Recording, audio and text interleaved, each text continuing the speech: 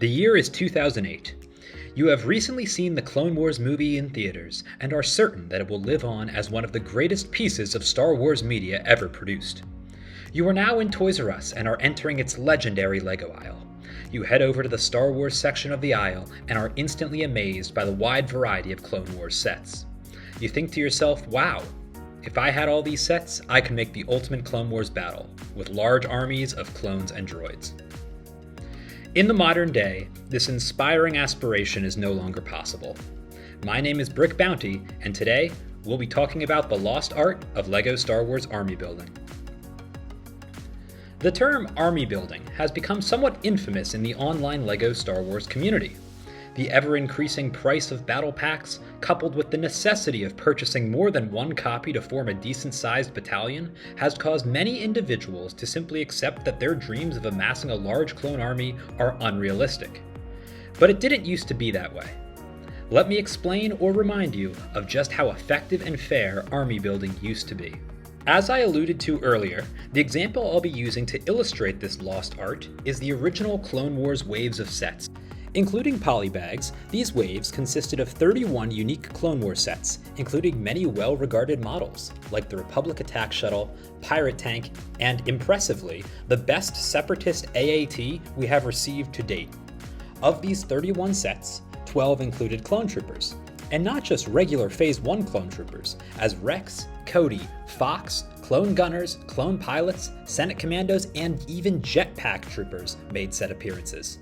On the other hand, exactly 12 sets contain some form of Separatist trooper, whether it be a Magna Guard, Battle Droid, or Super Battle Droid. By having soldiers of each faction be so readily available in a variety of sets, Star Wars fans weren't forced to buy multiple copies of the same expensive set to amass armies worthy of play or display.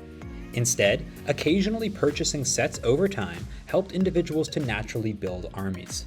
Having one large set and a few medium or small ones provided the buyer with a fair amount of figures representing the common soldiers of each faction. For example, owning the ATTE, Corporate Alliance Tank Droid, and Spider Droid would result in an army of 6 clones and 2 Jedi. The Separatist forces would be made up of 6 droids. The total cost for this decent-sized army with excellent battle vehicles was the price of $144.97. To some, this army size might be a bit underwhelming. But wait, once again, the brilliance of the set wave designers shines through with a supplemental solution for those seeking a faster way to bolster their clone battalions. The 2009 wave included the Clone Walker Battle Pack, featuring a customizable commander, 2 regular clones, and a clone gunner for $11.99. Adding this small yet brilliant set to our aforementioned combination brings the size of our clone army to 10, with only a slight increase in overall cost. In addition to helping kids supplement their armies, collectors who valued minifigure quantity over builds could simply buy multiple copies of this affordable model. These 2 waves truly gave us the best of both worlds. Younger fans seeking to reenact the battles featured in their favorite episodes could do so by acquiring unique models over time. AFOLs who needed more clone soldiers for their intricate displays could simply purchase multiple copies of the wave's most affordable set. We truly had it all. Before I discuss how the natural procurement of a LEGO Star Wars army is near impossible in the modern day, I'd like to point out a few key differences between the Clone Wars waves I've discussed so far and the modern functioning of LEGO Star Wars set releases. Themed waves have become increasingly rare. In the past, waves of sets were themed around the latest Star Wars releases. Each of the prequels and the Clone Wars, upon its premiere, had large quantities of sets based upon their content. Likewise, each of the Disney-era films, and the Rebels cartoon to an extent, received at least one full wave of sets upon their release. The Disney Plus shows typically don't receive full waves, but The Mandalorian and Ahsoka have sporadically received new sets in the years since their premieres. In the absence of any theatrically released Star Wars films worthy of waves in the last 6 years, LEGO has diversified the content of its set waves. For example, the 2024 LEGO Star Wars sets consisted of prequel-era sets, 3 Mandalorian Season 3 sets, Rebuild the Galaxy models, original trilogy sets, and the new Starship series. Although this variety of sets based in different eras may appeal to fans of different ages and interests, it makes army building significantly more difficult. Let me provide an illustration. Imagine you were trying to build a large-scale model of the Battle of Umbara. Your design primarily requires vast quantities of 501st Troopers and 212th Attack Battalion Troopers. In the year 2024, only 3 sets were available that contained 501st Troopers.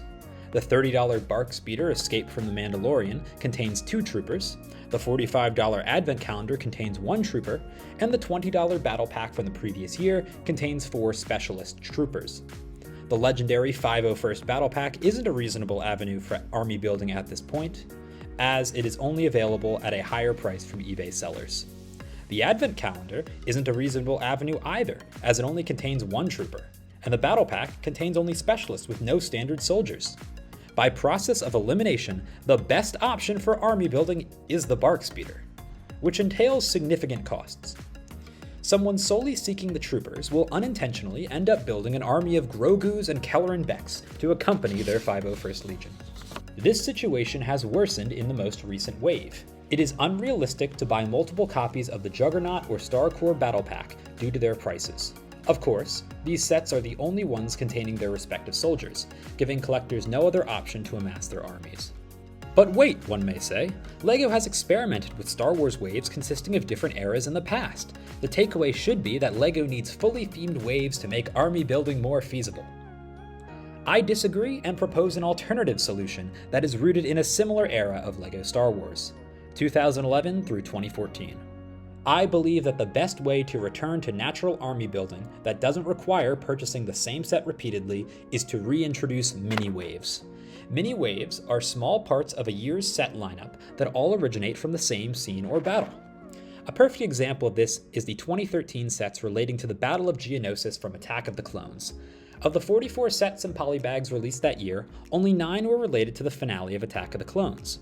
Comparatively speaking, the 2009 wave consisted of around 64% Clone Wars sets, while in the 2013 wave, only around 20% of sets were related to the Battle of Geonosis. The Geonosis mini-wave left ample space for designers to craft models from other parts of the Star Wars saga, including Jabba's sail barge, the Ewok village, and the Z-95 headhunter. Now let's take a deeper dive into the Geonosis sets themselves. Purchasing all sets, excluding the rare Super Pack, would provide the owner with an army of 9 clones, 11 Separatist droids, multiple iconic battle vehicles, and various related villains and heroes. The cost of all the sets together was around $330, which upon initial inspection may appear to be outrageous. But remember, natural army building doesn't require the purchase of every set. Like in our analysis of the Clone Wars wave, let's assume that an individual buys the ATTE, Corporate Alliance Tank Droid, Spider Droid, and Battle Pack. For $152, they would obtain 5 clones and 8 droids. If they sought a larger army, multiple copies of the $12 Battle Pack could be purchased to acquire additional droidicas and clone soldiers at a fair price. Thus, natural army building had returned, as consumers had the choice to buy different sets while slowly amassing forces. And they also had the option to supplement their army's growth with Battle Pack reinforcements. In my opinion, this mini-wave illustrates the ideal way to satisfy older collectors seeking a quick and somewhat affordable way to grow their armies, while also making sure that younger fans who would like duplicate soldier figures but don't want to purchase of the multiple copies of the same set have an avenue to do so. Creating a modern mini-wave would be amazing. LEGO has so many iconic battles to depict. For instance, a Rogue One based mini-wave could consist of a properly scaled U-Wing, the cargo ship, the orange AT-AT, a TIE Striker, a small tower build, and some small battle packs with trench builds for the Empire and the Rebels.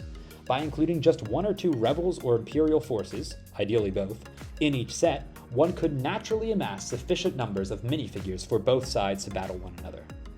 In conclusion, I hope that mini-waves return, or that LEGO Star Wars fans are given alternative methods of bolstering their forces through more affordable battle packs. I would like to hear what you all think of the concept of natural army building and if it should return. Please like, subscribe, and share this video if you would like to hear my thoughts on other lost LEGO arts. Have a great day.